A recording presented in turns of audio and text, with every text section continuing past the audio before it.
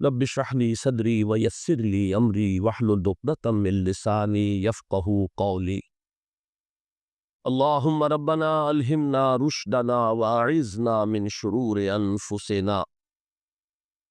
اللهم ارحمنا بالقرآن العظيم. اللهم اجعله لنا اماما ونورا وهدى ورحمة. اللهم ذكرنا منه ما نسينا وعلمنا منه ما جهلنا وارزقنا تلاوته آناء الليل وآناء النهار واجعله لنا حجة یا رب العالمین آمین۔ پھر مدینے کے لوگوں میں سے ایک شخص نکلے گا، بھاگے گا اور جا کر پناہ لے گا اور چھپ جائے گا مکے میں۔ فیاتی ہے ناس من اہل مکہ، پھر اس کے پاس آئیں گے اہل مکہ، مکہ کے لوگ، فیخرجونہ، اور اسے نکالیں گے، جہاں وہ چھپے ہوئے ہوں گے وہاں سے نکالیں گے۔ وہوا کارہ،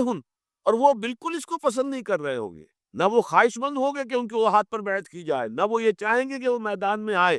اور ان کو جو ہے اپنا لیڈر مانا جائے۔ وہوا کارہ فیبایعونہ بین الرکن والمقام، لیکن لوگ جو ہیں پھر اصرار کے ساتھ ان کے ہاتھ پر بیعت کریں گے رکن اور مقام کے درمیان۔ رکن وہ کونا ہے خانہ کعبہ کا جس میں حجر اسود لگا ہوا ہے، اور مقام ابراہیم جو ہے، ان دونوں کے مابین جو یہ علاقہ ہے یہاں پر وہ بیعت ہے۔ وَيُبْعَثُ إِلَيْهِ بَعْثٌ مِنَ الشام، ان کے خلاف ایک لشکر بھیجا جائے گا شام سے۔ نہیں کہا جا سکتا کہ باسی حکومت اس وقت کی جو ہے اس کی طرف سے کوئی مسئلہ اس طرح کا اٹھ کھڑا ہو، اس لیے کہ ابھی تو بہرحال باسی حکومت وہاں ہے۔ فَيُخْسَفُ بِهِمُ بِالْبَيْضَاءِ بَيْنَ مکہ وَالْمَدِینَہ، لیکن اللہ تعالیٰ اس لشکر کو مکے اور مدینے کے درمیان وادی بیضاء میں دھسا دے گا، زمین کے اندر پورے کے پورے لشکر۔ وَإِذَا رَأَى النَّاسُ ذَلِكَ، جب لوگ یہ دیکھیں گے اتنی بڑی نشانی ظاہر ہو گئی، أَتَاهُ أَبْدَالُ الشَّامِ وَعَصَائِبُ من العراق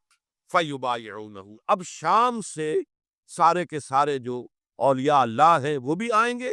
اور عراق سے جوک در جوک لوگ آئیں گے اور ان سے بیعت کریں گے۔ وَيَعْمَلُ فِي النَّاسِ بِسُنَّةِ نَبِيِّهِمْ، پھر وہ عمل کریں گے لوگوں کے مابین، حکومت کریں گے اپنے نبی کی سنت کے مطابق۔ وَيُلْقِ الْإِسْلَامُ بِجَنَانِهِ، اور اسلام اپنی گردن زمین پر ٹکا دے گا۔ وَالْأَرْضِ، فی الارض، زمین میں۔ فَيَلْبَسُ 7 سنین، پھر وہ 7 برس تک حکمران رہیں گے۔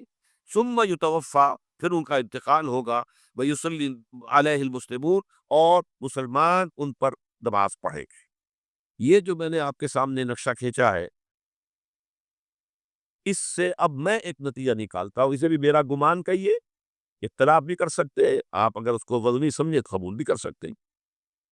وہ یہ ہے کہ میرے نزدیک ان کے ظہور کا وقت قریب، اور اس کی تھوڑی سی بات میں مجھے معلوم ہوا کہ جین ڈکسن غالباً نام ہے امریکن اس کا، جس نے یہ پیشن کوئی خبر دی تھی کہ 1962 میں عالم عرب میں ایک بچہ پیدا ہوا ہے کہ جو وہاں کا نقشہ بدل کر رکھتے ہیں۔ یہ جین ڈکسن کی غالباً پیشن گوئی۔ بہرحال مجھے اس کی پیشن گوئی سے کوئی دلچسپی نہیں ہے، میں تو جو احوال دیکھ رہا ہوں، یعنی اسرائیل کا قائم ہو جانا، اور اس کے بعد اب یروشلم کا مسلمانوں کے ہاتھوں سے نکل جانا، اور اب گویا کہ وہ الملحمۃ العظمیٰ جو ہے تلی کھڑی ہے، کسی بھی وقت جو ہے یہ جو ہے وہ لاوا پھٹ سکتا ہے، آتش فشاں پھٹ سکتا ہے۔ تو یہ تمام حالات ایسے ہیں کہ جن کی وجہ سے میں سمجھتا ہوں کہ ایک تو جو قرآن مجید کے اشارات میں نے آپ کو بتائے، 14 صدیاں، 14 دن میں چاند کا پورا ہونا، والقمر اذا اتسق، 14 دن میں 14ویں کا چاند۔ اسی طرح اب یہ 14 صدیوں کے بعد یہ صدی جو 15ویں صدی ہے، یہ در حقیقت ظہور امام مہدی، جو قدرت کی طاقتیں ہیں، کائناتی قوتیں، ان پر غیر معمولی غلبہ، اقتدار، اختیار حاصل ہو جائے گا، اور وہ دجال متصرف ہوگا ان تمام قواعد طبیعہ پر، بالکل ایسے انداز میں جیسے کبھی انبیاء کرام علیہ السلام کو اللہ تعالیٰ معجزے عطا فرماتا۔ وہ معجزے کہ جو اللہ تعالیٰ کے فضل و کرم سے اللہ کے رسولوں کو عطا ہوئے، گویا کہ وہ سب کی سب کیفیات ہے کہ جو دجال کے بارے میں قرآن مجید یا احادیث نبیہ میں وارد۔ مثلا پہلی بات یہ بتائی گئی کہ اس کے لیے فاصلہ بے معنی ہو کر رہ جائے گا، انتہائی تیز رفتاری ہو جو اسے حاصل ہو۔ چنانچہ الفاظ یہ ہے کل غیث سے استدبرت پربی، وہ ایک ایسے طوفان کے مانند جو ہے وہ سیلاب آئے گا کہ جیسے کوئی بہت زوردار آندھی جو ہے اس کے ساتھ طوفان آیا کرتا ہے۔ آپ سائیکلون کا تصور کیجئے کہ جس طریقے سے وہ ایک انتہائی تیز رفتار ہوا جو ہے وہ طوفان کو لے کر آتی ہے، اس طور سے وہ فتنہ پھیلے گا۔ ایک اور حدیث میں الفاظ ہے فلا تدع قریۃ الا حبطتها فی 40 لیلہ، یہ مسلم شریف کی روایت ہے، حضرت نواس ابن سمعان رضی اللہ تعالیٰ عنہ، کوئی قریہ تک نہیں چھوڑے گا دنیا کی، کوئی آبادی چھوٹی سے چھوٹی جس میں وہ نہیں پہنچ جائے گا 40 دن کے اندر اندر۔ یہ اس کی تیز رفتاری کا عالم ہوگا، گویا کہ میں تعبیر کر رہا ہوں اسے ان الفاظ سے کہ فاصلہ بے معنی ہو کر رہے گا۔ اسی کے ضمن میں بعض اور روایات آئی، سواری جو ہے اس دجال کی اس کو گدھے سے تعبیر کیا گیا، اس لیے کہ ظاہر بات ہے اس دور میں اور کسی شے کا اگر تذکرہ کیا جاتا ہوائی جہاز کا یا راکٹس کا تو وہ تو لوگوں کی سمجھ میں نہ آتا، اور پہلے انہیں ساری سائنس پڑھانی پڑتی تب وہ الفاظ استعمال کرتے، لہذا وہ اس کا خچر اس کا جس پر سواری ہوتی ہے، لیکن اس کی تیز رفتاری کے لیے الفاظ آئے ہیں کہ اس کا ایک قدم اگر مکے میں ہوگا تو دوسرا قدم شام میں جا کر پڑے، اور الفاظ یہ آئے ہیں کہ اس کے دونوں کانوں کے درمیان فاصلہ جو ہے وہ 40 باسا یعنی 80 ہاتھ کا ہو، بلکہ حضرت علی رضی اللہ تعالیٰ عنہ کے خطبے میں جو اس کا بیان ہوا ہے کہ اس کا ایک کان جو ہے وہ 30 ہاتھ لمبا کان ہوگا اس کا۔ ابھی ذرا یہ صرف احادیث آپ سنتے جائیے، پھر اس کے بارے میں ان سب کو جوڑ کر جو ہمیں نتیجہ نکالنا ہے اس پر گفتگو بات۔ اسی طرح آواز کا موقع کہ اس کی آواز چہار دانگ عالم میں بیک وقت سنی جائے، الفاظ یہ ہے ینادی بصوت لہو یسمع لہو ما بین الخافقین، وہ ایک ایسی آواز کے ساتھ پکارے گا کہ جسے مشرق و مغرب کے مابین رہنے والا ہر شخص اس کی آواز جو ہے گویا کہ وہ تمام فاصلوں کے جو پردے ہیں اس کے لیے وہ حائل نہیں رہیں گے، بلکہ یہ کہ اس کی آواز جو ہے پوری دنیا میں مشرق و مغرب میں بیک وقت سنائی دے۔ تیسری بات معلوم ہوتی ہے کہ علاج معالجہ وہ اس انتہا کو اور عمل جراحی اس انتہا کو پہنچ جائے گا۔ یہاں وہ الفاظ آئے ہیں جو قرآن مجید میں حضرت مسیح کے معجزات کے لیے آئے، حضرت مسیح کے الفاظ جو ابرئ الاکمہ والابرص کہ میں مادر زاد اندھے کو اور جو کوڑ کا مرض تو ان دونوں کو میں ٹھیک کر دیتا ہوں۔ حضرت مسیح علیہ السلام صرف ہاتھ پھیرتے تھے، اور مادر زاد جو نابینا ہے اندھا بینائی اس کی آ جاتی تھی، اور کوڑی جو ہے اس کے جسم پر ہاتھ پھیرتے تھے اس کا کوڑ درست ہو جاتا۔ ابرئ الاکمہ والابرص وہی الفاظ آئے حدیث میں کہ دجال کو یہ قدرت حاصل ہو جائے۔ نمبر 2 یہ کہ وہ یحیی الموتیٰ، جیسے کہ حضرت مسیح کے الفاظ ہیں وہ یحیی الموتیٰ، میں زندہ کرتا ہوں مردے کو۔ حضرت مسیح فرماتے تھے ایک مردے کو قم بإذن اللہ، اور وہ کھڑا ہو جاتا تھا۔ بالکل اسی طریقے سے دجال کو بھی قدرت حاصل ہو جائے گی کہ وہ مردوں کو زندہ کرے گا۔ مزید وضاحت ایک حدیث میں یہ ہے کہ وہ ایک شخص کو آری کے ساتھ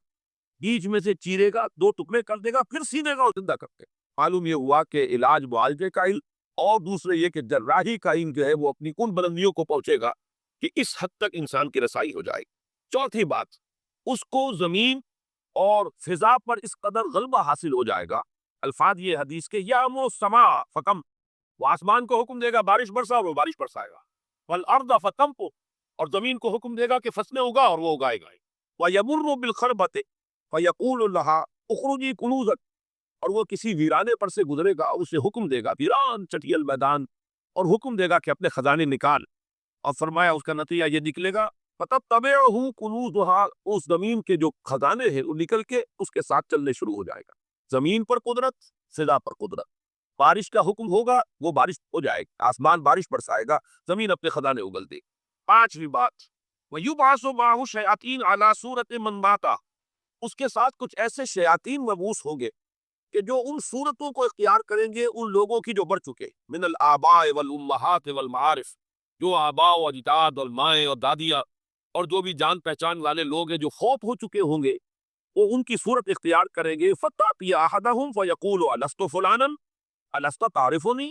پھر وہ آئے گا اور وہ شیاطین آئیں گے اور انسان سے کسی سے بات کریں گے، کیا تم مجھے نہیں پہچانتے؟ کیا میں تمہارا فلاں رشتہ دار نہیں ہوں؟ اپنی نشانیاں بیان کریں گے اور لوگ پہچانے گا۔ یہ وہ احادیث ہے کہ جن کا جو نتیجہ نکلتا ہے اس کو پہچان لیجئے۔ وہ نتیجہ یہ ہے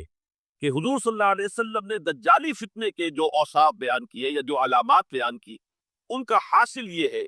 کہ سائنس اور ٹیکنالوجی کی وہ بلندیاں انسان کو حاصل ہو جائے گی کہ جو چیزیں کبھی رسولوں کے موجزوں سے ظہور پذیر ہوتی تھی وہ قوانین طبیعہ پر تصرف کے باعث خود انسان کرنے لگے۔ یہ ہے در حقیقت حاصل۔ چنانچہ آج آپ دیکھیے وہ جو اس کا گدھا ہے وہ ہمارے آج کے ہوائی جہاز ہے،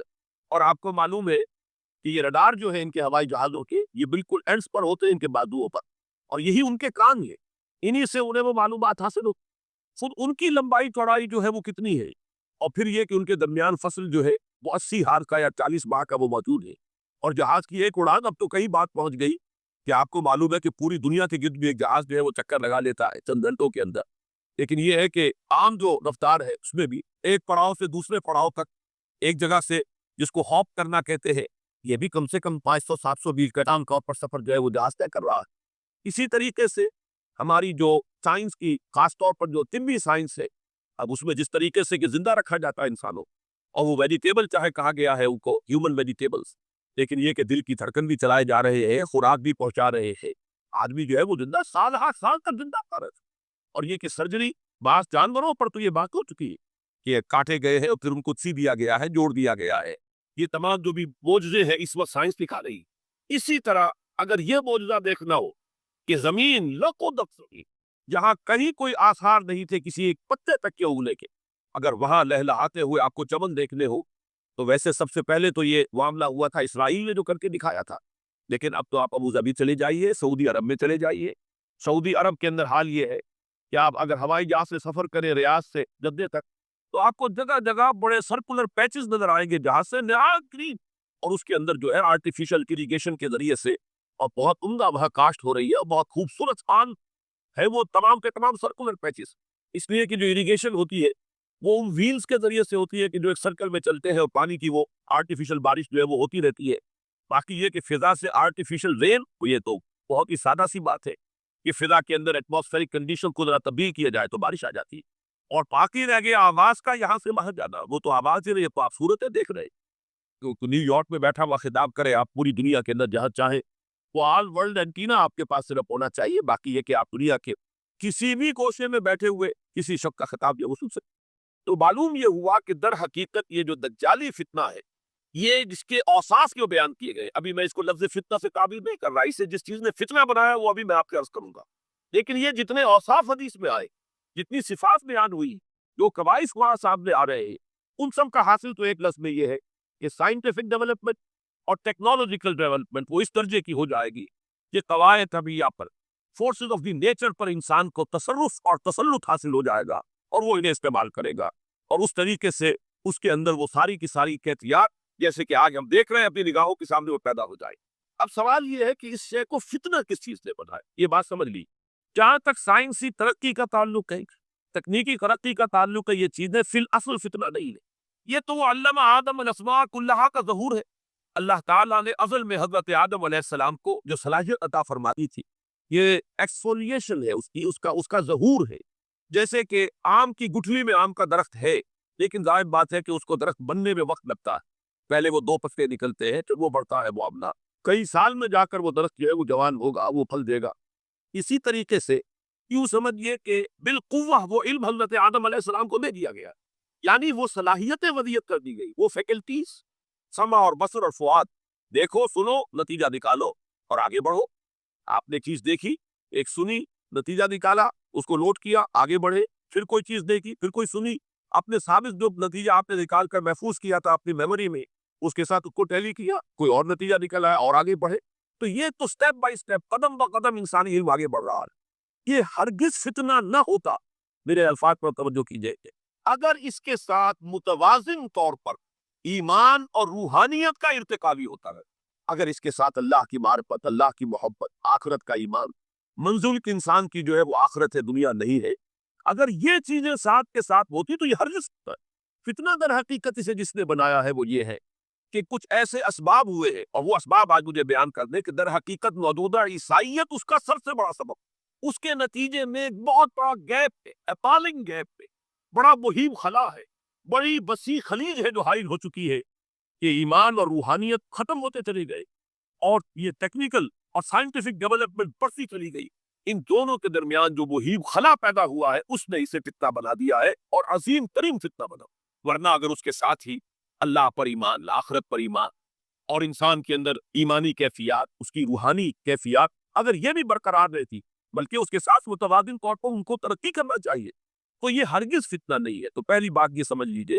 کہ اگر کے دجالی فتنے کے جو صفات، اس کے اوصاف، اس کی علامات، اس کے مظاہر، جو بھی حدیث کے ذریعے سے ہمیں معلوم ہو، جس کا میں نے ابھی آپ کے سامنے تذکرہ کیا،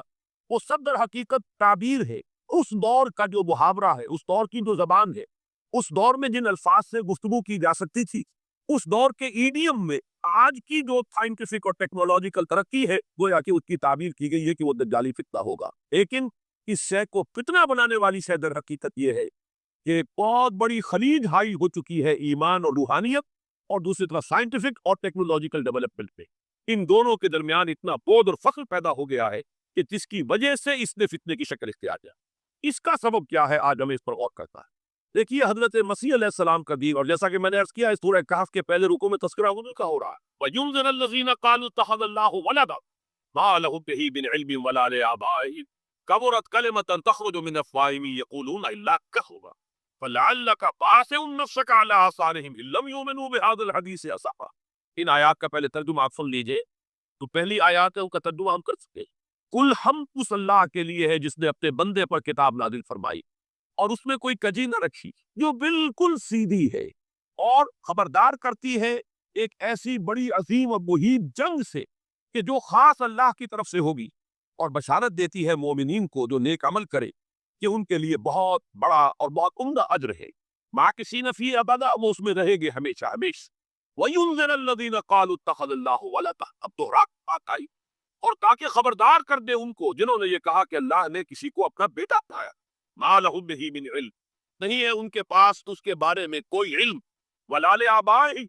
نہ ان کے آباء و اجداد کے پاس کوئی علم تھا، کوئی عقلی دلیل نہیں، کوئی اللہ کی اتاری ہوئی کسی کتاب میں، اللہ کے اتارے ہوئے کسی صحیفے میں اس کے لیے سند نہیں. وَلَا لِآبَائِهِمْ كَبُرَتْ كَلِمَةً تَخْرُجُ مِنْ أَفْوَاهِهِمْ، بہت بڑی بات ہے کہ جو نکل رہی ہے ان کے منہوں سے. ان یقولون الا کذبا، نہیں بول رہے یہ، نہیں کہہ رہے یہ مگر جھوٹ. فلعلک باخع نفسک علی آثارہم، تو اے نبی صلی اللہ علیہ وسلم شاید کہ آپ اپنے آپ کو ہلاک کر لیں ان کے آثار پر. یہ آثار کا اس کو میں بھی یوں کا تو رکھ رہا ہوں، بعد میں اس کی مذاق کروں گا. ان لم یؤمنوا بہذا الحدیث اسفا، اگر یہ لوگ ایمان نہ لائے اس حدیث پر، یہ حدیث قرآن، اس پر اگر یہ ایمان نہ لائے. جیسے کہ وہاں فرمایا گیا تھا اگر رحمت خدابندی میں داخل ہونا ہے اے بنی اسرائیل تو یہ شاہدرہ ہے رحمت خدابندی کا قرآن حکیم، آؤ اور داخل ہو جاؤ. یہاں پر ان عیسائیوں کو متنبہ کیا جا رہا ہے اگر وہ اس حدیث پر، یہ حدیث اللہ، اللہ کی کتاب، احسن الحدیث کتاب متشابہہ فبأی حدیث بعدہ یؤمنون، اگر اس اللہ کی حدیث پر، اللہ کی کتاب پر یہ ایمان نہ لائے تو جو ان کے آثار ہوں گے، جو نتائج نکلیں گے ان پر اے نبی شاید کہ آپ اپنے آپ کو صدمے اور گنج اور غم سے ہلاک کر. یہ ہے در حقیقت وہ آیات کی جن میں تذکرہ ہو رہا ہے عیسائیت کا. لیکن عیسائیت سے مراد کیا ہے اسے سمجھیے. حضرت مسیح علیہ السلام کا دین تو بعین ہی وہی دین تھا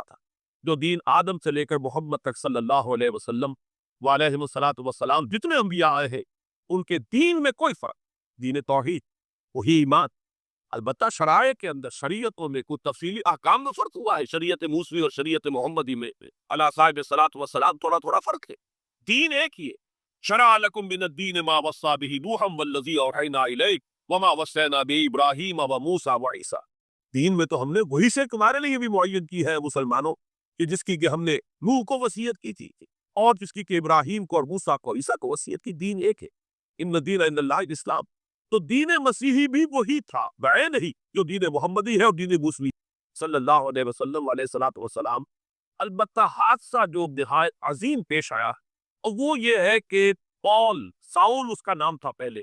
جس نے کہ اپنی زندگی میں حضرت مسیح علیہ السلام جب تک موجود تھے دنیا میں شدید انہیں تکلیفیں پہنچائی، شدید ایذائیں پہنچائی، ان کی مخالفت پر کمر بستہ رہا. لیکن اس کے بعد جب انہیں اٹھا لیا گیا، یا عیسائیوں کے عقیدے کے مطابق وہ سولی دے دیے گئے، اور اس کے بعد ان کا عقیدہ بھی یہ ہے کہ سولی پانے کے بعد پھر وہ زندہ ہو کر آسمان پر چلے گئے. جبکہ ہم یہ سمجھتے ہیں اور ہمارا ایمان ہے کہ انہیں سولی دی نہیں گئی، بلکہ انہیں تو پہلے ہی اٹھا لیا گیا تھا، ان کی جگہ کوئی اور ہے. انجیل برنباس نے یہ بات بالکل واضح کر دی کہ در حقیقت وہی حواریین میں سے جس نے کہ غداری کی تھی اور پکڑوایا تھا، مخبری کی تھی، وہی ہے جس کی شکل بنا دی گئی تھی حضرت مسیح علیہ السلام کے جیسی مانند، اور وہ شخص ہے کہ جو سوری کا تھا. بہرحال عیسائیت اس وقت کی جو اس کا عقیدہ ہے اور جو ہمارا عقیدہ اور ایمان ہے، ان دونوں کی روح سے حضرت مسیح علیہ السلام آسمان پر اٹھا لیے. اس کے بعد اس نے دین مسیحی میں نقب لگانے کے لیے، جو دین مسیح اصل دین اسلام تھا، اس کو کرپٹ کرنے کے لیے، ڈسرپٹ کرنے کے لیے، اس میں نقب لگانے کے لیے اس نے اپنے مکاشفے کا ذکر کیا کہ میں آ رہا تھا سفر میں کہ مجھے حضرت مسیح نظر آئے ہیں آسمانوں میں، اور انہوں نے مجھے کہا ہے کہ اے ساؤل تو مجھے کیوں ستاتا ہے، اور تو اب فلاں جگہ جا اور میرے نام سے نبوت کر. اس کے بعد اس نے لبادہ اوڑھا عیسائیت کا،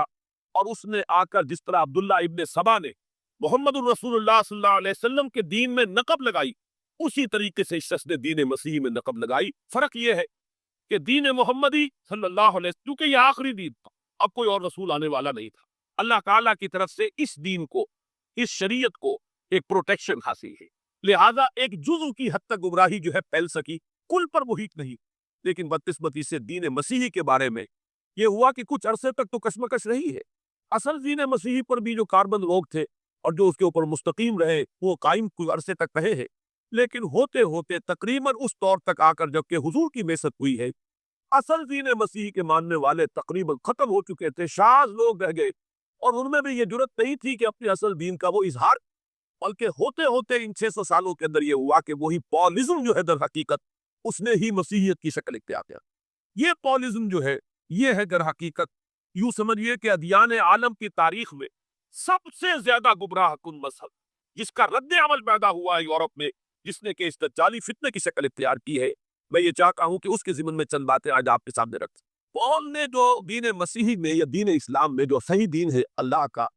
اس میں 3 تبدیلیاں بنیادی کی۔ سب سے پہلا تو وہی جو قرآن کہہ رہا ہے، الذین قالوا اتخذ اللہ ولد،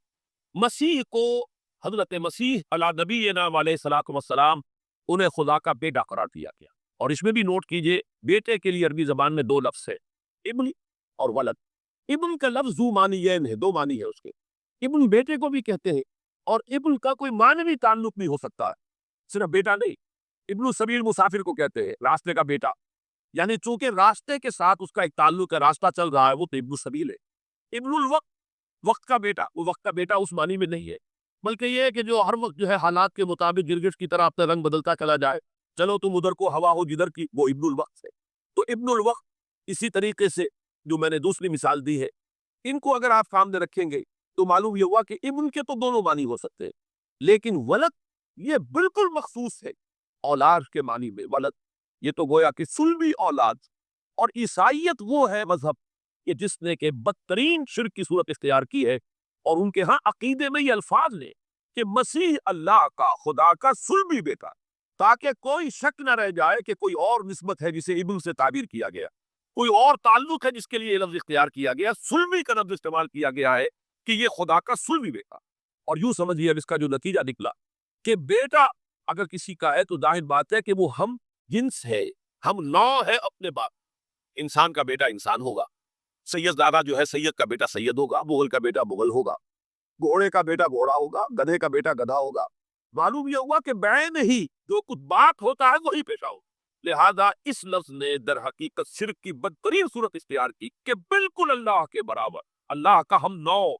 گویا کہ بدترین شرک جو ہے شرک فی الذات ہے۔ اور شرک فی الذات کی بدترین صورت یہ ہے کہ جو عیسائیت میں آئی ہے کہ حضرت مسیح علیہ السلام کو اللہ کا صلبی بیٹا قرار دیا۔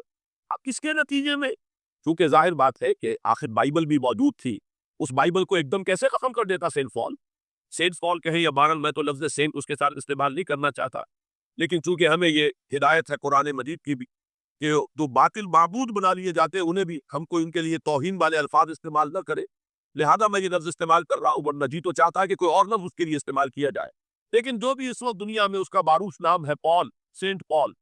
تو اس نے چونکہ ظاہر بات ہے کہ پوری بائبل کو کیسے ختم کر دے، ایک دم تورات کو کیسے ختم کر دیتا؟ تورات تو آج تک چلی آ رہی ہے بائبل کے ساتھ چلیے، the old testament, the new testament, یہ دونوں مل کر بائبل بنتی۔ لہذا اب گورکھ دھندا بنانا پڑا انہیں، وہ تسلیس والا گورکھ دھندا، 3 میں 1، 1 میں 3، توحید بھی ہے تسلیس بھی ہے، 3 میں 1، 1 میں 3۔ اور یہ وہ شے ہے کہ جس نے عقیدے کا تعلق عقل سے منقطع کرے، یہ سمجھ میں آنے والی بات، 3 میں 1، 1 میں 3، ایک گورکھ دھندا ہے۔ نتیجہ انہوں نے یہ نکالا کہ ڈوگما در حقیقت اس کا عقل سے کوئی تعلق، ڈوگما بس عقیدہ ہے، اور اس عقیدے ہی کے اوپر سارے دین کی بنیاد ہے، باقی وہ عقل میں آئے نہ آئے، عقل کے لیے قابل قبول ہو یا نہ ہو۔ یہ بات اچھی طرح سمجھ لیجئے کہ اگرچہ ہمارے ہاں ہم بھی یہ بات کہتے کہ بہت سے حقائق جو ہے کائنات کے وہ ایسے ہیں کہ جن تک عقل کی رسائی نہیں، اس کے لیے ہم مجبور ہیں، محتاج ہیں وحی کی ہدایت کے۔ لیکن 2 چیزوں میں فرق کیجئے، ایک ہے عقل سے ماوراء ہونا اور ایک ہے عقل کے خلاف ہونا، ان دونوں چیزوں میں زمین و آسمان کا فرق۔ ایک وہ حقائق ہے کہ جو عقل از خود ان تک رسائی حاصل نہیں کر سکتی، لیکن جب وہ سامنے آتے ہیں تو عقل تسلیم کرتی ہے کہ ہاں یہ بات سمجھ میں آتی ہے۔ ایک وہ چیزیں ہیں کہ جن کو عقل تسلیم نہیں کرتی، تو ایک ہے مخالف عقل، ایک ہے ورائے عقل، ان دونوں میں زمین و آسمان۔ ہمارے دین میں تو عقل کو اپیل کیا گیا ہے، لعلکم تعقلون، لعلہم یعقلون، اولو الالباب الذین یعقلون۔ اب ظاہر بات ہے کہ عقل کو ہاتھو برہانکم ان کنتم صادقین، لاؤ دلیل، تو دلیل سے عقل سے اپیل کی گئی۔ اور اس میں وہ رشتہ جو میں نے کئی مرتبہ بیان کیا علامہ اقبال کے اشعار کے حوالے سے، کہ عقل دو آستاں سے دور میں، اس کی قسمت کے پر حضور تھے،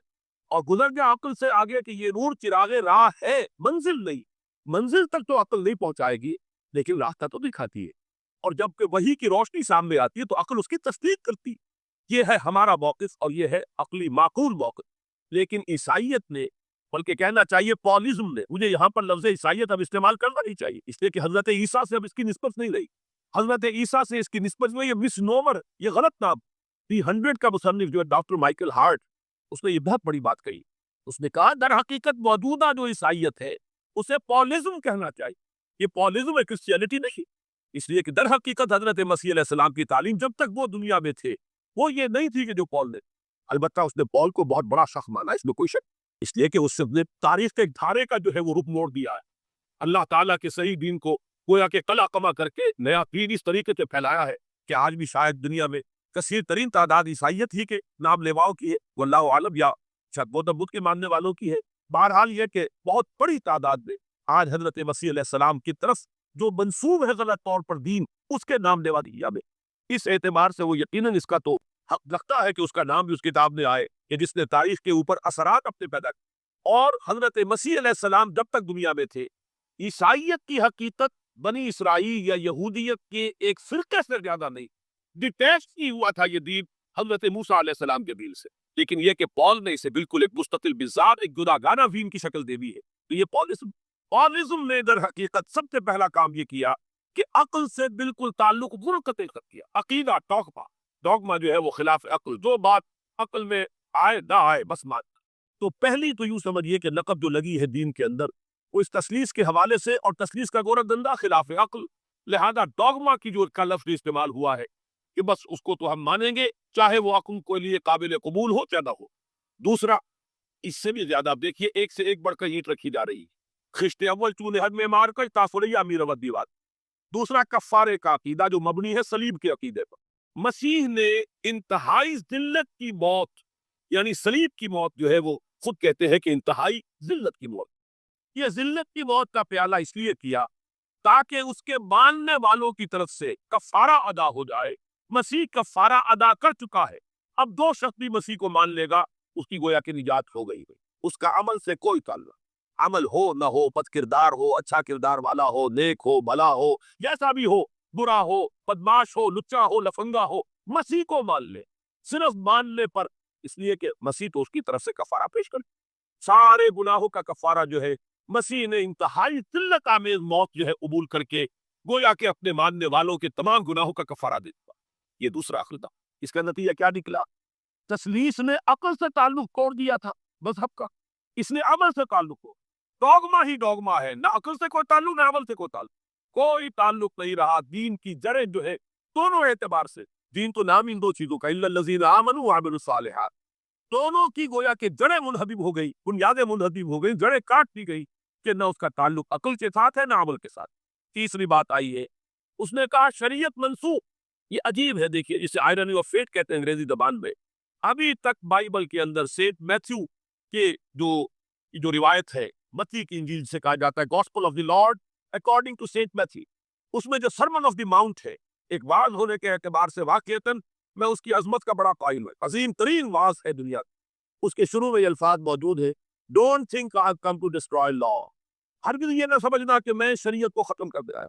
وہ یہ کہہ کر گئے تھے کہ شریعت موسوی تم پر لاگو رہے گی، عائد رہے گی، لیکن پال نے تیسرا نقب لگایا شریعت ساقط پر۔ اس کی ضرورت کیوں محسوس ہوئی یہ بھی سمجھ لیجیے۔ حضرت مسیح یہ کہہ کر گئے تھے کہ میں صرف بنی اسرائیل کے لیے آ رہا ہوں، میں اسرائیل کے گھرانے کی کھوئی ہوئی بھیڑوں کی تلاش میں آیا ہوں۔ انجیل میں یہ الفاظ آج بھی ہوئے۔ حضرت مسیح نے اپنے حواریین کو جب بھیجا ہے کہ اب جاؤ تبلیغ کرو میری طرف سے، اس کی ہدایتوں میں ایک ہدایت یہ بھی ہے کہ تمہیں صرف اسرائیلیوں تک تبلیغ کرنی ہے، باہر نہیں، میں صرف اسرائیلیوں کی طرف رسول بنا کر بھیجا گیا ہوں۔ یہ الفاظ بھی موجود ہے، اگرچہ اس وقت انجیل میں جو الفاظ ہے وہ تو میں سمجھتا ہوں کہ حضرت مسیح علیہ السلام کے شایان شان نہیں ہے، وہاں کوئی نہ کوئی تحریف ہوئی ہے لفظی، اس لیے کہ وہاں تشبیہ دی گئی ہے کہ کوئی اپنے بچے کے حصے کی روٹی جو ہے کتے کے آگے نہیں ڈالتا۔ گویا کہ جینٹائلز جو ہے غیر بنی اسرائیلی، انہیں اس جملے کی روح سے انہیں کتوں سے تشبیہ دی جا رہی کہ میرے پاس میرے بچوں کے حصے کی روٹی ہے، میرے بچے ہیں اسرائیلی، میری روٹی جو ہے یہ جو میرے پاس ہے وہ اسرائیلیوں کے لیے ہے، کوئی اپنے بچوں کے حصے کی روٹی کتے کو نہیں کھلاتا۔ یہ جملہ تو میں سمجھتا ہوں حضرت مسیح کا نہیں ہو سکا، لیکن یہ ہدایت کہ تمہیں تبلیغ صرف اسرائیلیوں میں کرنی ہے، یہ قرآن مجید کی روح سے ثابت ہے، اس لیے کہ قرآن بھی یہ کہتا ہے کہ رسولاً الی بنی اسرائیل، حضرت مسیح علیہ السلام رسول بنا کر بھیجے گئے تھے بنی اسرائیل کی طرف، اس لیے کہ وہ یوں سمجھیے کہ جسے ہمارے ہاں عام اصطلاحات میں علماء کہا کرتے ہیں تاج و تخت ختم نبوت، وہ تاج و تخت ختم نبوت تو ابھی منتظر تھا محمد رسول اللہ صلی اللہ علیہ وسلم کی آمد کا، کہ وہی آئیں گے تو انہی کی بعثت ہوگی پوری نوع انسانی کی طرف۔ آپ سے پہلے کسی رسول کی بعثت پوری نوع انسانی کی طرف نہیں ہوئی بشمول حضرت مسیح علیہ السلام۔ ہر جو ہے رسول جو آیا ہے آپ سے پہلے اپنی اپنی قوموں کی طرف آیا ہے، لیکن اس پول نے کیا کیا؟ پہلے تو یہ اصول توڑا، ہم اس دین مسیحی کی یا جو پولزم ہے اس کی اب تبلیغ کریں گے غیر اسرائیلیوں میں،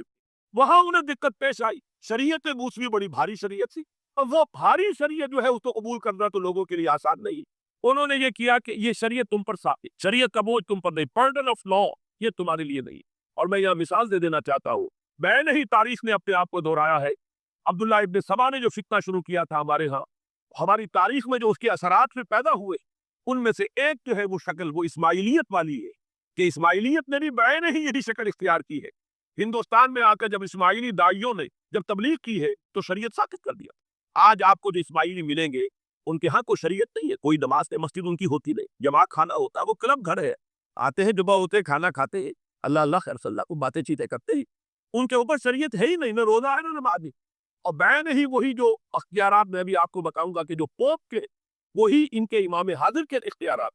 بہرحال تیسری نقب جو میں نے عرض کی آپ سے وہ یہ تھی کہ شریعت منسوخ، اس کا نتیجہ کیا نکلا؟ اب دیکھیے ذرا غور کیجیے، ایک بہت بڑا خلا پیدا ہو گیا، وہ خلا کون پر کرے گا؟ شریعت کے بارے میں سارے اختیارات اب کو ہاتھ، وہ جس چیز کو چاہے حلال کر دے، جس چیز کو چاہے حرام کر دے، جس چیز کو چاہے قرار دے دے کہ یہ ممنوع ہے، جس چیز کی چاہے اجازت ہے، اس لیے کہ اب شریعت تو نہیں میں خلا ہے، اس میں سوالات تو پیدا ہو، یہ کام کیا جائے یا نہ کیا جائے، کون کرے؟ تو جب شریعت ختم ہوئی تو سارا اختیار پوپ کے ہاتھ میں آ گیا۔ یہ میں بعد میں ذرا اور تفصیل سے بتاؤں گا کہ کیسے کیسے اختیارات پھر مذہبی طبقے کے ہاتھ میں آئے ہیں۔ اس کے نتیجے میں تاریخ انسانی میں ورسٹ فارم آف تھیوکریسی پیدا ہو۔ تھیوکریسی کسے کہتے ہیں؟ جو آج کی اصطلاح میں گالی تھیوکریسی، قائد اعظم کے جملے آپ نے کئی پڑھے ہوں گے، اسلام میں کوئی تھیوکریسی نہیں، مذہبی طبقے کی حکومت نہیں اسلام کا، اور 100% درست ہے۔ تھیوکریسی کہتے ہیں ایک مذہبی حلقے کی، مذہبی طبقے کی حکومت، اس کے ہاتھ میں اختیارات آتے، اور قرآن مجید میں اسی وجہ سے ان کے اوپر الزام لگایا گیا اتخذوا احبارهم ورهبانهم اربابا من دون اللہ، انہوں نے اپنے علماء اور صوفیوں کو اللہ کے سوا اپنے معبود بنا دیا۔ حضرت علی ابن حاتم رضی اللہ تعالیٰ عنہ جب ایمان لائے، یہ حاتم تائی جو مشہور ہے صحابت میں، ان کے بیٹے ہیں، قبیلہ طے سے ان کا تعلق ہے، حاتم تائی تو طے سے ہے، ان کے بیٹے عدی ہے، یہ عیسائی تھے۔ یہ جب ایمان لائے اور پھر انہوں نے قرآن پڑھا تو انہیں ایک اشکال ہوا کہ قرآن مجید میں تو ہم پر الزام لگایا گیا ہے کہ اتخذوا احبارهم ورهبانهم اربابا من دون اللہ، تو عرض کیا انہوں نے، ڈرتے ڈرتے عرض کیا ہوگا حضور کی خدمت میں کہ حضور یہ بات تو کچھ درست نہیں معلوم ہوتی، ہم نے تو کبھی اپنے علماء اور رہبان کو خدا نہیں سمجھا، وہ اس مغالطے میں تھے کہ جب تک سجدہ نہ کیا جائے چاہے خدا نہیں مانا گیا۔ حضور نے پوچھا کیا ایسا نہیں ہے کہ جس چیز کو وہ حلال کہہ دے تم حلال مان لیتے ہو، جس چیز کو حرام کہہ دے حرام مان لیتے ہو؟ جی ہاں، یہی تو فرمایا اربابا من دون اللہ کا،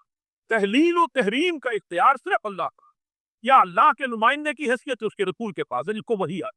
اس کے بعد کسی کو اختیار نہیں، اجتہاد کر سکتا ہے لیکن اجتہاد کے لیے دلیل دینی ہوگی، نص سے، کتاب اللہ سے کوئی دلیل لاؤ، سنت رسول اللہ سے کوئی دلیل لاؤ، استنباط کرو، عقل سے بات کرو، لیکن یہ ہے کہ تحلیل و تحریم یہ خدائی اختیار ہے، اللہ کے ہاتھ میں اس کا اختیار ہے، اور اللہ کے نمائندے کی حیثیت سے زیادہ یہ اللہ کے رسولوں کے ہاتھ میں اختیار آتا ہے، اس کے علاوہ کسی کے لیے، کسی اور کے لیے یہ مان لیا گیا تبھی تو ان کو خدا بنا لیا گیا۔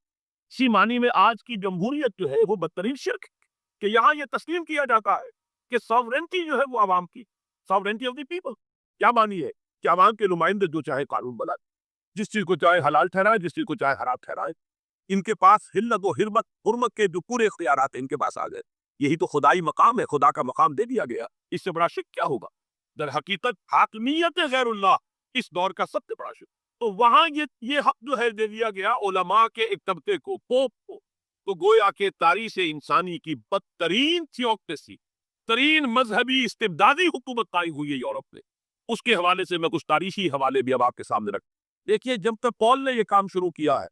تو تقریباً 3 صدیوں تک تو یہ صرف ایک مذہبی تبلیغ کا کام ہوا ہے۔ انہوں نے کوششیں کی، محنتیں کی، پیغام پہنچایا، اور جیسا کہ میں عرض کر چکا اس وقت تک گڈمٹ تھے، پال کے ماننے والے بھی تھے اور حضرت مسیح کے جو اصل صحابہ تھے، جو ان کے حواریین تھے، ان کے ماننے والے بھی تھے، لہذا کشمکش ان کے اندر بھی چل رہی تھی۔ لیکن ظاہر بات ہے کہ حضرت مسیح کے اصل حواریین، وہ تو اول تو یہ کہ اپنی گفتگو رکھ رہے تھے محدود بنی اسرائیل تک، نمبر 2 یہ کہ انہوں نے تو شریعت کو ساقط نہیں مانا۔ جنگل کی آگ کی طرح جو مسیحیت پھیلی ہے وہ پالزم والی مسیح، اس لیے کہ اس میں تو کوئی شریعت کا کوئی بوجھ نہیں، کوئی حلال نہیں، کوئی حرام نہیں، کوئی نماز نہیں، کوئی روزہ نہیں، لہذا یہ تیزی کے ساتھ اور 300 برس تک تو ایک کشمکش جو ہے جاری رہی۔ انہوں نے تبلیغیں کی، مصائب کھیلے، کشمکش اندر بھی چلی، باہر بھی چلی جائے۔ لیکن اس کے بعد قیصر روم کانسٹنٹائن، قسطنطین جسے کہتے ہیں، جس کا یہ قسطنطنیہ ہے، کانسٹنٹائن، اس نے یہ محسوس کیا بالکل اکبر کی طرح، جیسے اکبر نے محسوس کیا تھا کہ میری مملکت کے اندر یہ مذہبی تصادم جو ہے یہ سب سے بڑی، یوں سمجھیے کہ انسٹیبلٹی کا سبب ہے، لہذا ان تمام مذہبوں کو ایک حمل دستے میں ڈال کے کود پیس کر ایک بناؤ۔ وہ جو دین اکبری یا دین الہی دوست نے کیا تھا اس سیاسی مسئلہ کی وجہ سے کہ یہ ہندو مسلم تصادم اور دوسرے مذاہب کا ٹکراؤ جو ہے وہ ہندوستان کو ایک سیاسی وحدت اور ایک اپنی سیاسی عظمت کی طرف پیش قدمی کرنے کا جو راستہ ہے اختیار کرنے سے روکتا ہے، لہذا یہ کام کیا جائے۔ یہی قسطنطین نے کیا۔ اس نے جب دیکھا بڑی کشمکش چل رہی ہے، اس نے خود عیسائیت اختیار، عیسائیت کون سی اختیار کی؟ پالیزم والی۔ ظاہر بات ہے اس کے لیے بھی اصل عیسائیت اختیار کرنا جو مشکل تھا، پالیزم والی۔ اور اس کے بعد یہ اب اسٹیٹ کی جو مشینری تھی، جو طاقت تھا، جو دباؤ، اس کے حوالے سے اب یہ مسیحیت جو ہے پورے رومن امپائر کے اندر اب یہ بڑی تیزی کے ساتھ، جس کو کہنا چاہیے، اس کا ایک نظام قائم ہوا اور جو مذہبی طبقہ تھا اس کا اقتدار مستحکم۔ اس کے باوجود 200 برس اور گزرے۔ یونان چونکہ بہت بڑا مرکز تھا علم کا، فلسفے کا، سائنس کا، حکمت کا، آپ کو معلوم ہے یہ تمام ارسطو ہو، افلاطون ہو، یہ سب یونان کے ہیں، ارشمیدس ہو، یہ تمام کے تمام جو بھی ہے، تو سائنس اور فلسفہ دونوں اس کا گہوارہ یونان تھا۔ یونانی حکما اعتراض کرتے تھے، لہذا سن 529 اس کو نوٹ کر لیجیے۔ جسٹینین ایک قیصر تھا اب قسطنطین کے 200 برس بعد، اس نے اپنی پوری مملکت میں فلسفہ اور سائنس کی تعلیم حرام کرا دی۔ کوئی نہ فلسفہ پڑھ سکے گا نہ سائنس، جو فلسفہ پڑھے گا اس کو مرتد قرار دے دیا جائے اور زندہ آگ میں جلا دیا جائے۔ انکوزیشن کورٹ قائم ہوئی، وہ صرف مذہبی عدالتیں اس لیے قائم ہوتی تھی کہ جس کے بارے میں معلوم ہو جائے کہ یہ فلسفہ پڑھتا ہے یا یہ سائنس پڑھتا ہے، اس لیے کہ فلسفہ اور سائنس دونوں جڑ کاٹتے ہیں اس ڈوگما کی۔ وہ ڈوگما جو پالیزم والا ڈوگما ہے، اس کی جڑ کھودنے والی ہے دونوں چیزیں، اور چونکہ وہ دونوں عقل کو اپیل کرتی ہیں، یہ ڈوگما عقل کے متضاد ہے، لہذا مذہب کا تحفظ اسی طرح ہو سکتا ہے کہ اب ان دونوں کو بالکل ممنوع قرار دے دیا جائے۔ یوں سمجھیے کہ تقریباً 1000 برس تک یورپ نے، تو سب سے بڑی امپائر یہ ہے کہ یورپ میں فلسفہ اور حکمت اور یہ سائنس کی تعلیم ممنوع ہے۔ یہ ہے در حقیقت سب سے پہلا کام جو جسٹینین نے کیا 529۔ اس کے بعد آگے چل کر پوپ کا جو اقتدار ہے وہ اتنا زبردست بنا ہے، پوپ کو اختیار حاصل ہو گیا جس چیز کو چاہے وہ قانون کا درجہ دے دے، اس لیے کہ شریعت تو ہے نہیں، خلا خوف کون کرے گا؟ پوپ کو اختیار حاصل ہو گیا، وہ جس کے گناہ کا ہے معاف کر۔ اب دیکھیے اگرچہ ویسے تو گناہ پہلے ہی معاف ہو گئے کہ جس نے مسیح کو مان لیا گناہ تو معاف ہو گئے اگلے پچھلے سب، لیکن یہ کہ چردی ایک خلش رہ جاتی ہے انسان کے دل میں، چونکہ ایک اخلاقی حص انسان کے اندر اللہ نے پیدا کی ہوئی۔ جب کوئی شخص کرتا ہے، کوئی بدکاری کرتا ہے، کوئی چوری کرتا ہے، ڈاکہ ڈالتا ہے، تو وہ جو ایک کانشنس ہے، وہ جو پرک کرتا ہے، اس کو بھی ختم کرنے کے لیے اگر پوپ یا کارڈینل یا اس کے کسی نمائندے کے سامنے جا کر اعتراف گناہ کر لو اور کچھ اس کی مٹھی گرم کرو، کچھ ہدیہ پیش کرو، تو توبہ نامہ، معافی نامہ تمہیں دے دیا جائے گا، اور وہ جو چیز ہے وہ تمہارے لیے سند ہے کہ کوئی تم سے بات پٹ تمہارے گناہ کے لیے ہوئی۔ پھر ان کی قیمت تھی، ان کے لیے بڑی بڑی جو ہے ہدیے مقرر کیے۔ تیسری چیز، بائبل کا اول تو یہ کہ مفہوم جو ہے وہ کوئی سند نہیں، اس لیے کہ بائبل ہانٹ کر رہی تھی، اولڈ ٹیسٹمنٹ بھی ہے، یہ حضرت مسیح کی یہ 4 انجیلیں بھی ہے، یہ تعلیم کچھ اور ہے، لہذا بائبل جو ہے وہ سند نہیں ہے۔ سند پوپ کا جو ہے فرمان، جو سند بائبل کی شرح کرنے کی، بائبل کی طرف سے کوئی دلیل لانے کی کسی کو کوئی حق حاصل۔ یہ کبر تھا، یہ تشدد تھا یورپ میں، یہ وہ دور تھا جبکہ اسلام پھیل رہا تھا۔ میں نے اس لیے آپ سے کہا تھا، نوٹ کرایا آپ کو، 529 میں جسٹینین کا یہ فرمان، 571 میں حضور کی ولادت ہو رہی، وہی صدی، اور 630 کے آس پاس، بلکہ 629 کے آس پاس सल्तनत रोमा के साथ मुसलमानों का टकराव शुरू हुआ। तो ये तारीखी इनको रिलेशन जो है ज़हन में रखिए। जिस वक्त मुसलमान आए और 200-300 बरस जो उनके उरूज के हैं, उस वक्त आपको मालूम है कि तकरीबन 6 सदियां हो चुकी थी कि यूरोप बिल्कुल जिसको कहा जाता है डार्क एजिस, इंतहाई तारीकी, मजहबी जबर और इस्तिबदाद, इसके सिवा कुछ नहीं। और मुल्लाओं की हुकूमत जिसे आप कहेंगे, जिसे आजकल की इस्तिलाह में कहा जाएगा, वो जिसको चाहे जो चाहे सदा दे दे, पोप को इख्तियार हासिल है। किसी के बारे में जरा जैसे बाद औक़ात खबरें ही सच्ची है या झूठी, लेकिन मैं मिसाल दे रहा हूँ जैसे खबरें आती रही है ईरान के बारे में कि कहीं अगर मालूम हो गया तो पासदारान इनकलाब पहुंचे और समरी ट्रायल और फौरन खत्म किया। इस किस्म से इंक्विजिशन रिपोर्ट्स जो है वो कोर्ट्स वहां कायम हुई और यूं समझिए कि लाखों अफराद तहत किए गए, जिंदा जलाए। लेकिन उसके बाद जब आलम इस्लाम में वो रोशनी फैली और खास तौर पर बनु अब्बास के जमाने में, अब भाग भाग कर वहां जो भी थे फलसफे के और साइंस के कोई दिलचस्पी रखने वाले, वो भाग कर आलम इस्लाम में आ गए। यहाँ वो किताबें जो है उनके तर्जुमे थे। खास तौर पर मामून और हारून और रशीद के जमाने के अंदर ये इल्म जो है हिंदुस्तान से भी लिया, यूनान से भी लिया मुसलमानों ने, और उसके बाद ये गरनाता और कुर्तबा की यूनिवर्सिटियों के जरिए से इस इल्म ने पेनिट्रेट किया है दोबारा यूरोप में। देखिए सर्कल कैसे बना है। यूनान का इल्म आया है पहले आलम इस्लाम में, मिडल ईस्ट में, और फिर उधर से होकर चक्कर खाकर और स्पेन की यूनिवर्सिटियों के जरिए से यूरोप में प्रोड्यूस हुआ है। उस वक्त फिर इस्लाह मजहब की तहरीक शुरू हुई और साथ ही तहरीक इहया उल उलूम, उसके नतीजे में वहां बेदारी पैदा। लेकिन ये बेदारी अब आप नोट कर लीजिए, एक तो प्रोटेस्टेंट मजहब पैदा हुआ और कई सौ बरस तक तसादुम रहा कैथोलिक्स के अंदर और प्रोटेस्टेंट्स में। पूरे इस्लाम की तारीख में कभी इतने खूनी फसादात नहीं हुए, कभी भी शिया सुन्नी फसाद भी कभी इतना नहीं हुआ जितना कि कई सौ बरस तक रोमन कैथोलिक्स और प्रोटेस्टेंट्स के माबैन यूरोप में होता रहा। बल्कि उसमें तो ऐसे ऐसे वाकयात आते हैं कि लगभग 10 लाख अफराद जो है वो खत्म हुए हैं। ये आपस का तसादुम जो था, प्रोटेस्टेंट मजहब जो पैदा हुआ इस्लाही मजहब की तहरीक के जरिए से, और वो रोमन कैथोलिक पापाइयत वाला निजाम, उनके दरमियान जो तसादुम हुआ, 10 लाख की तादाद बताई जाती है कि आदमी मारे गए। बल्कि फ्रांस का एक शहर है, वहां तो 19 दिन तक मुसलसल कत्ले आम किया गया प्रोटेस्टेंट्स का, और वहां हामला औरतों के जो है पेट चाक करके बच्चे निकाल कर उनको भी जो है खत्म किया गया। ये सारा जुल्म जो है वहां हुआ है, तसादुम हुआ है। उसके नतीजे में आप खुद सोचिए कि किस कदर नफरत पैदा हुई अवाम के अंदर मजहब। इसके साथ ही अब वो इल्म शुरू हुआ, साइंस शुरू हुई। लिहाजा इल्म और साइंस दोनों की जड़ में मजहब से शदीद नफरत पैदा। ये है वो सबक कि जिसने यहाँ से रास्ते अलहदा कर दिए। और मजहब तू के जबर करता है, मजहब तू के अकुल के ऊपर बेड़ियां बिठाता है, बहरे बिठाता है, बेड़ियां डालता है, और मजहब तू के तशद्दुद करता है। लिहाजा मजहब के खिलाफ एक नफरत, एक रिएक्शन, ये है इस सारी साइंसी इर्तिका और साइंटिफिक और टेक्नोलॉजिकल जो डेवलपमेंट हुई है, उसकी जड़ में मजहब से नफरत जो है उसके बीज बो दिए गए। और ये 200-250-300 साल में अब ये जो तनावर दरख्त बनकर आया है कि एक तरफ साइंस की तरक्की, टेक्नोलॉजी की तरक्की आसमान को छू रही, आज इंसान चांद के ऊपर तो इंसान के कदम जो है पहुंच चुके हैं, और आपका एक रॉकेट जो है वो पूरे तमाम सैयारे जो है हमारे सोलर सिस्टम के है उन सब का चक्कर लगाकर, और वो उससे बाहर चला गया है, खला के अंदर कहाँ गया कुछ पता नहीं। लेकिन ये कि तकरीबन यूं समझिए कि सन 77 का चला हुआ वो, और 12 बरस तक उसने सफर तय किया है, और कम से कम सोलर सिस्टम का जो है उसने पूरा जो है अहाता किया। और जो मैंने आपको वो अहादीस सुनाई, उनके हवाले से बात क्या समझ में आई कि ये साइंटिफिक, सारी की सारी साइंटिफिक डेवलपमेंट, ये टेक्नोलॉजिकल डेवलप, लेकिन चूंकि इसके साथ मजहब का इनकार है, खुदा पर ईमान नहीं है, आखिरत का यकीन नहीं, रूह का गोया के इनकार, रूहानियत तो बहुत दूर के बाद है, रूह का भी इनकार। नतीजा यह है कि इन दोनों चीजों के माबैन वो गैप, जिसे मैंने कहा है पॉलिंग गैप, एक बहुत बड़ा गैप है जो पैदा हो चुका है। अब मैं हदीस आपको सुना रहा हूँ। बुखारी शरीफ में जो रिवायत है, हुजूर ने फरमाया कि दज्जाल के माथे पर लिखा हुआ होगा काफारा। अल्फाज ये है, इन्नहु मक्तूबुम बैना ऐनैहि काफारा, अलहदा अलहदा, यक़रअहु कुल्लु मुमिनिन कातिबिन औ गैर कातिबिन। वो इस तरह नुमा लिखा हुआ होगा कि हर शख्स उसे पढ़ लेगा, चाहे वो लिखने वाला हो चाहे ना हो, लिखा पढ़ा हो चाहे ना हो। यानी इस तहजीब की पेशानी पर कुफ्र लिखा, मजहब से दुश्मनी, मजहब से बोध, मजहब से दूरी, मजहब की हर चीज की। आज जो एक वर्ल्ड सिविलाइजेशन से एक आलमी तहजीब है जिसका कि गलबा है हमारे इस पूरे ग्लोब पर, उसमें 3 चीजों के मुकाबले में 3 चीजों की अहमियत है। खुदा की अहमियत नहीं है, होगा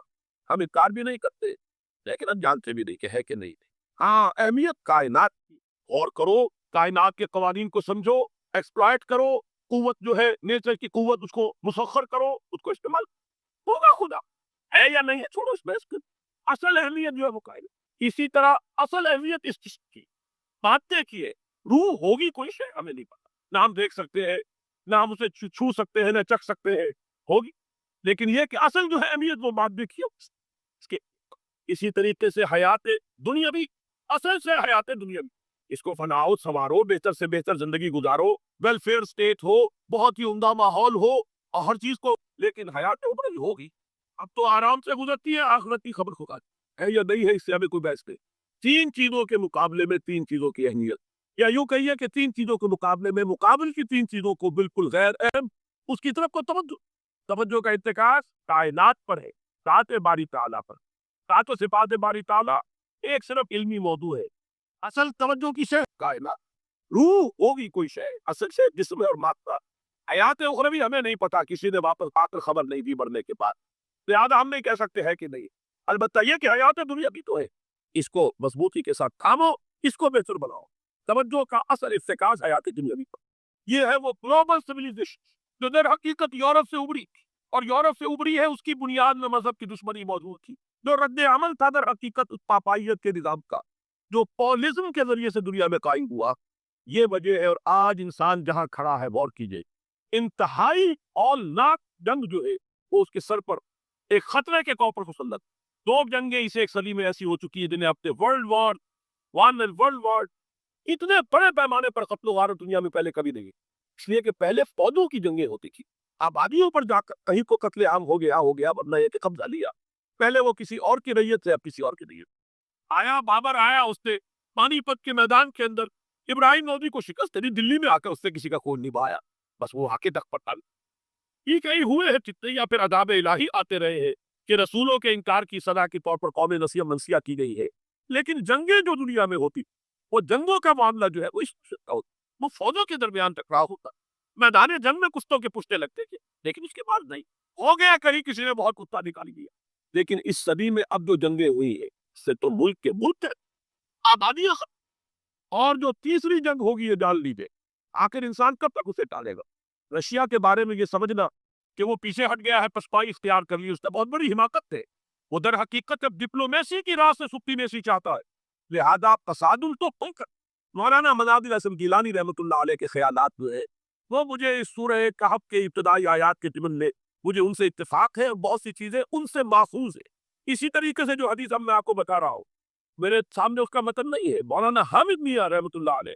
انہوں نے مجھے یہ بتایا تھا کہ جو میں نے جمع کیے ہیں حالات و واقعات, قیامت سے پہلے جو حالات و واقعات پیش آنے والے ہیں, جن کی پیشن گوئی حدیث میں ہے, ان سے معلوم ہوتا ہے کہ بہت بڑی خوفناک, اتنی بڑی خوفناک ہے. اور ان کے الفاظ یہ ہے کہ اس میں دونوں فریق جو ہوگے, ان میں بڑی تعداد عیسائیوں کی ہوگی, ادھر بھی ادھر بھی. ایک طرف البتہ عیسائیوں کے ساتھ مسلمان بھی ہوں گے, یہودی بھی ہوں گے, اور دوسری طرف خالص کی عیسائی طاقت, اور ان کے درمیان اتنی خوفناک جنگ ہوگی. الفاظ ان کے یہ ہے, اس حدیث کے جو انہوں نے مجھے بتائے, ایک فرندہ سینکڑوں میل تک پرواز کرے گا اور اسے سوائے لاشوں کے اور کچھ نہ نظر. آپ تصور کیجئے اگر ایٹمک بار ہو جاتی تو یہی ہوگا, ٹیسٹ لیس ہو جائے گا مار, کچھ رہ جائے. اور یہ چیز جو ہے, یہ بہرحال یہ جتنا کچھ پائل اپ کیا گیا ہے, یہ ڈسٹرکٹیو فورس سائنس کی یوں سمجھیے کہ معراج اب یہی ہے. اب تو سٹار وارز کی باتیں ہو رہی ہے کہ صرف زمین پر نہیں, باہر بھی جنگیں ہمیں لڑنی پڑے گی. لیکن یہ کہ اس کا کیا حل ہوگا. امریکہ میں ایک پکچر تیار کی گئی تھی, دی ڈے آفٹر, غالباً اس کا نام ہے. اس میں ایک نقشہ دکھایا گیا ہے اس قدر ہولناک کہ یہ 100 اونچی منزلہ عمارتیں جو ہے, یہ ایسے جیسے کہ کچے گھرودے ہوتے ہیں, ایسے وہ پگھل کر رہ جائے. اور یوں سمجھیے کہ انسان جو ان کے اندر ہوگے, ایک ایک منزل کے اندر, ایک ایک ایسی 100 منزلہ عمارت کے اندر ہزاروں آدمی ہوتے ہیں, جیسے کہ کوئی ایسی کالونی ہو کوئی ان کی چیوٹیوں کی, اور اس پوری کالونی کو آپ اپنے پاؤں سے بسل دیں. ایسے انسانوں کا اگر وہ جنگ ہو جاتی, جس کا نقشہ کھینچا گیا. یہ ہے در حقیقت وہ بات کہ جو مولانا مناد الحسن گیلانی فرما رہے ہیں ان آیات مبارکہ میں, وَيُنذِرَ الَّذِينَ قَالُوا اتَّخَذَ اللَّهُ وَلَدًا, تاکہ خبردار کر دے یہ قرآن ان لوگوں کو جنہوں نے کہا ہے کہ اللہ نے بیٹا بنایا, بدترین شرک کا جنہوں نے ارتکاب کیا. اور اسی ولدیت مسیح کے عقیدے سے وہ ساری کرپشن جو ہے دین خداوندی کی, دین مسیح کی اصل جو دین تھا اس کی جو ہوئی ہے, اس کے نتیجے میں آج نوع انسانی وہاں کھڑی ہے. اسی لیے آیت نمبر 2 میں فرمایا وَيُنذِرَ بَأْسًا شَدِيدًا مِّن لَّدُنْهُ, تاکہ خبردار کر دے ایک بہت بڑی جنگ سے. ہمارے اکثر مفسرین نے یہاں پہ ایک بہت بڑا عذاب کہہ کر جو ہے وہ گزر گئے، لیکن واحد یہ لفظ ہے قرآن مجید کا یہ مقام ہے جہاں لفظ پاس آیا ہے، اور مولانا مناظر حسن گیلانی نے بحث کی، بعض تو جنگ کو کہتے ہیں، قرآن مجید میں جہاں بھی یہ لفظ آیا تب کہتے ہیں ایک بہت بڑی ہولناک جنگ جس کے لیے فرمایا ملت ہو، یہ تمہارے اپنے پیمانوں پر نہیں آئے گی، یہ تمہارے حساب کتاب میں نہیں آ سکتا جو ڈسٹرکشن ہوگی، جیسے کہ آپ علم لدنی کہتے ہیں، ایک علم وہ ہے جو جانے بوجھے طریقے سے حاصل کیا جاتا ہے، ایک علم لدنی ہے تو خاص اللہ تعالیٰ اپنے کسی بندے کو عطا فرما دے، اس جنگ کی جو ہلاکت خیزی ہے وہ تمہارے حساب کتاب میں آنے والی نہیں ہے، لِيُنذِرَ بَأْسًا شَدِيدًا مِّن لَّدُنْهُ وَيُبَشِّرَ الْمُؤْمِنِينَ الَّذِينَ يَعْمَلُونَ الصَّالِحَاتِ أَنَّ لَهُمْ أَجْرًا حَسَنًا مَّاكِثِينَ فِيهِ أَبَدًا۔ البتہ اللہ تعالیٰ بچائے گا اپنے اہل ایمان بندوں کو جو نیک عمل پر بھی پائی۔ اب میں وہ حدیثیں آپ کو سنا دوں، میں نے پہلے بخاری کی حدیث آپ کو سنا دی کہ اس پورے فتنے کے معلوم ہوگا کہ اس کی دونوں آنکھوں کے مابین کا پارا لکھا ہوا ہے، گویا کہ یہ سمبل ہے، یہ علم، یہ علامت ہے اس جدید موجودہ تہذیب کی، الہاد، مادہ پرستی، خدا کا انکار، آخرت کا انکار، روح کے وجود کا انکار۔ اس کے بعد فرمایا یہ ابو داؤد کی روایت ہے، واللہ ہے تو خدا کی قسم وہ وقت جب آئے گا، ان الرجل لیاتی ہے وہو یحسب انہ مومن، ایک شخص حاضر ہوگا اس کے پاس، دجال کے پاس، اور وہ شخص اپنے آپ کو مومن سمجھتا ہوگا کہ مومن ہے، وَيَتَّبِعُهُ بِمَا يُبْعَثُ بِهِ الشُّبْهَاتِ، لیکن جو شبہات اس فتنے کی وجہ سے اس کے اندر پیدا ہو جائیں گے اس کی وجہ سے وہ بھی اسی کی پیروی کرے۔ آج آپ عالم اسلام کا نقشہ دیکھ لی، ذہنوں کے اندر جو شبہات میں ایمان کے بارے میں یقین کی کیفیت کتنوں کو حاصل، وہی ساری ہماری بھی ویلیوز ہے، وہی مادی تہذیب جو ہے آج ہم بھی اسی کے پیروکار ہیں، سمجھتے ہیں اپنے آپ کو مسلمان، سمجھتے ہیں مومن، لیکن ذرا تجزیہ کیجیے۔ اسی کو میں نے اپنے اس کتاب کے میں اسلام کی نشرت ثانیہ میں تفصیل سے واضح کیا